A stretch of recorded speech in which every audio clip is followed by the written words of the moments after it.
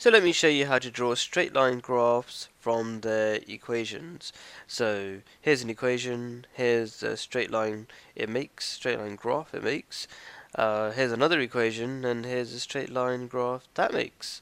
So let me begin with this equation here. First of all, you have to know that it has to be in the form y equals mx plus c, this equation, or even that equation, or any equation you want to draw, before you go about drawing it. And if it's not in that form, or you don't know what that form even means, do check out my previous video.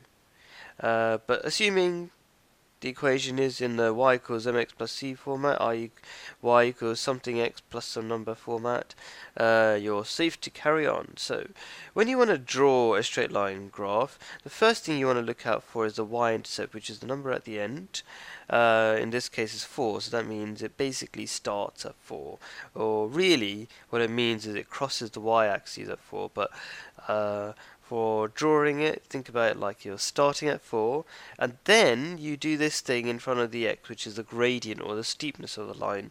Now, the gradient or the steepness is always in a fraction format. If it's not, we'll talk about that in a second, but assuming it is, the bottom bit tells you how far across you go between any 2 points on the line, and the top bit means how far up or down you go. So over here I'm going 5 across and 2 down. And the minus just tells you if it's going downwards. Well, if it's minus, it means it's going downwards. If it's positive, it means it's going upwards, assuming you're going from left to right like the x-axis does. That's how I do that.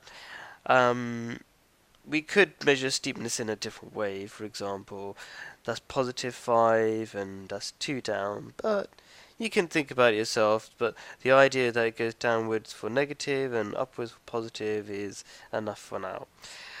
Right, so if you're drawing this line, you start from 4, just to recap, you start from 4, you go across 5, you go down 2, you make another dot, and you can do that again, go across 5, go down 2, make another dot.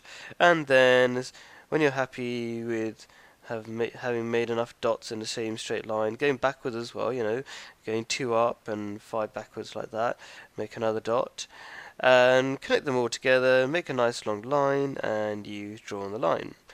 Let me just go through another example here. You got y equals 3x minus 1. I mentioned earlier that the gradient has to be a fraction, but 3 is clearly not a fraction unless you turn 3 into 3 over 1, which it is, 3 is the same as 3 over 1, which means the bottom bit is 1, which is how far across you go, and the top bit is 3, which means how far up you go. And it starts from minus 1, i.e. the y-intercept is minus 1, so you start from minus 1, go across 1, up 3, go across 1, up 3, etc. Draw the dots and make the line. And that's all there is to it.